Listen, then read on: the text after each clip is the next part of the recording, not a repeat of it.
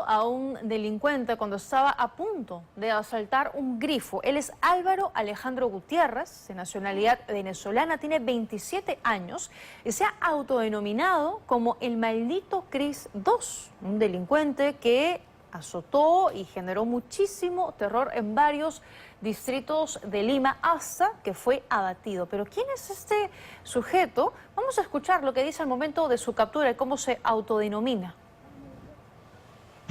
¿Cuál es tu nombre ya completo? El maldito Cris, soy el maldito Cris número 2, el que ha matado al oficial ese de Casilla de Serenago. Yo soy más frío que ese por eso lo maté, pero no se dejó robar. No se dejó robar, lo ha disparado, ¿no? No se dejó robar, lo maté ese ¿Y tú estás feliz?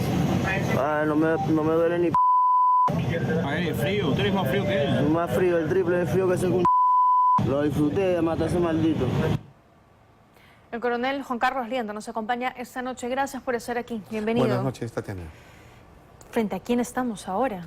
Bueno, es la expansión del crimen ya a un nivel de enfermedad social, digamos, la persona, el sujeto que estamos viendo ahí, digamos, está respondiendo más a las cámaras que a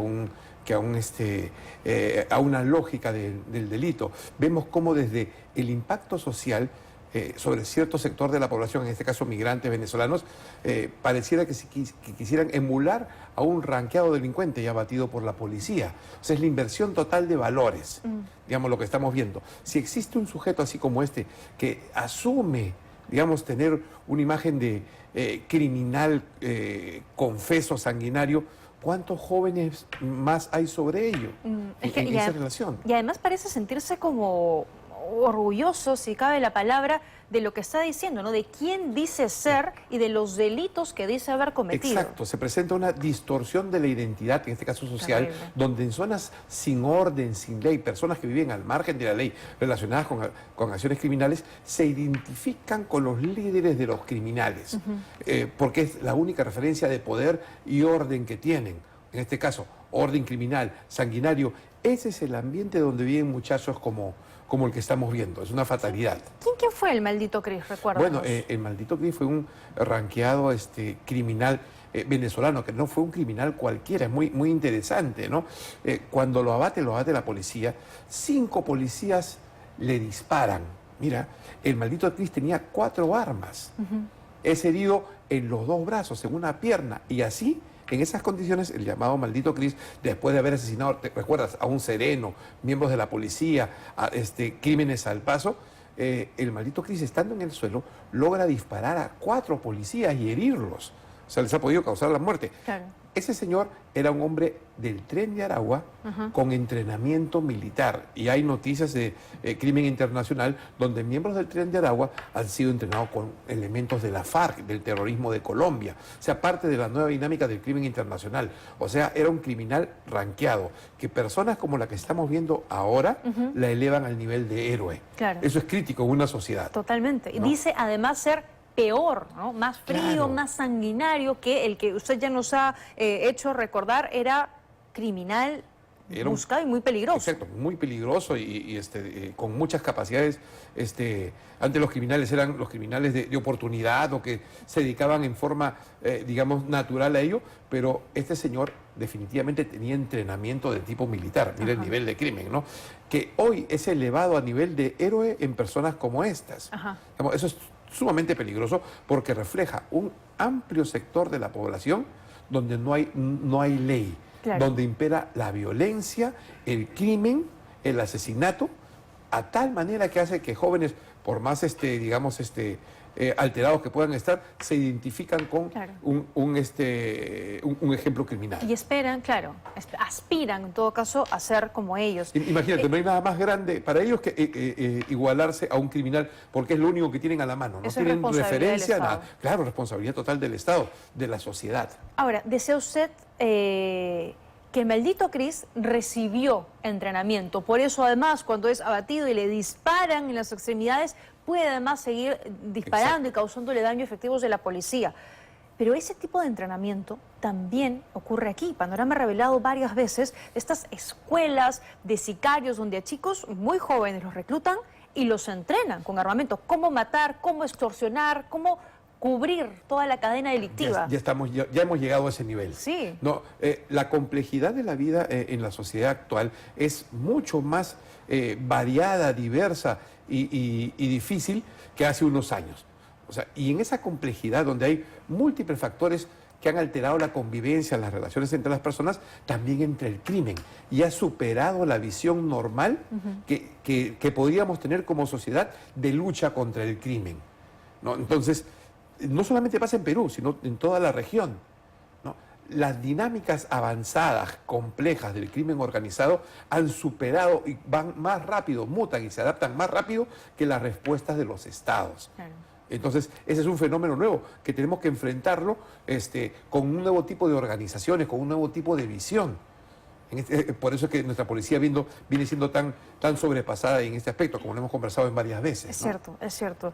Ahora, este sujeto que ha sido capturado, el que se autoidentifica como el maldito Cris 2, tiene un prontuario que incluye antecedentes por robo a mano armada. Había sido detenido previamente por la policía por robar una moto, usando una réplica de arma de fuego, y posteriormente fue liberado. O sea, hablamos de un reincidente y de una persona que estaba suelta, que era un delincuente confeso suelto. Y no olvidemos que hace unos meses el gobierno anuncia como una medida de alivio a la presión en las cárceles soltar más de 10.000 presos, digamos, como parte de una acción del Estado.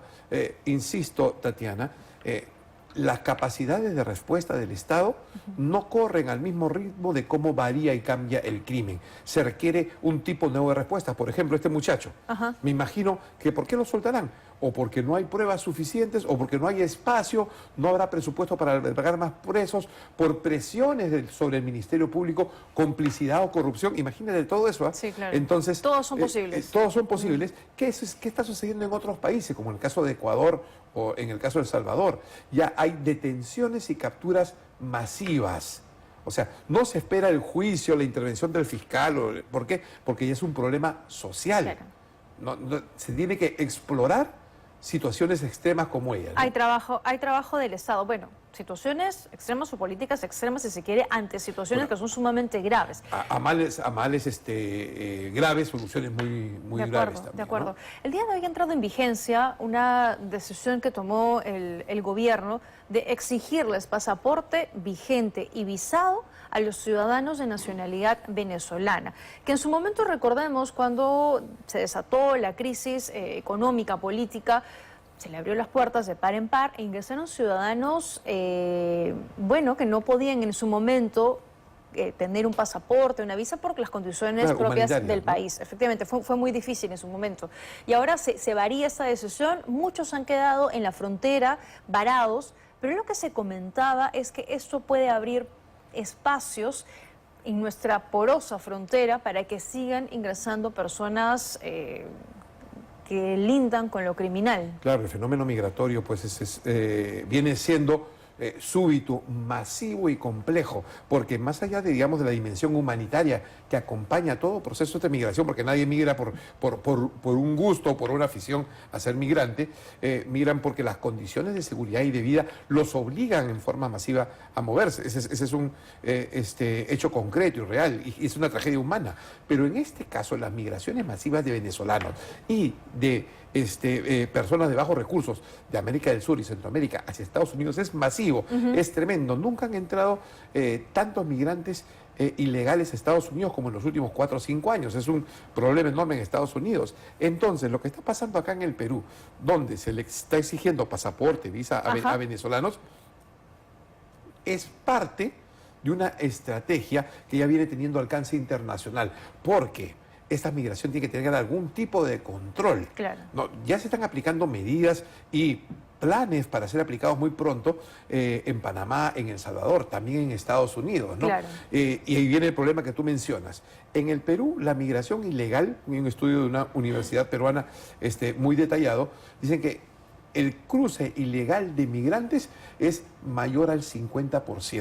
O sea, mira, entonces ahora exigen visas. Si se exige visa y no se controla la frontera, entonces la migración ilegal va a ser mayor. De acuerdo. Con el siguiente problema agravado, que esa migración ilegal no es espontánea, la dirigen los carteles de narcotráfico, básicamente carteles mexicanos o el Tren de Aragua. Muy bien, sí. Ese es el gran riesgo de soluciones aisladas. Planes migratorios tienen que ir a la par con planes en seguridad. Exacto. Gracias por habernos acompañado No, esta gracias noche. a ti, Tatiana. Muy Buenas gentil por noches. haber estado aquí. Nos vamos a una pausa, volvemos.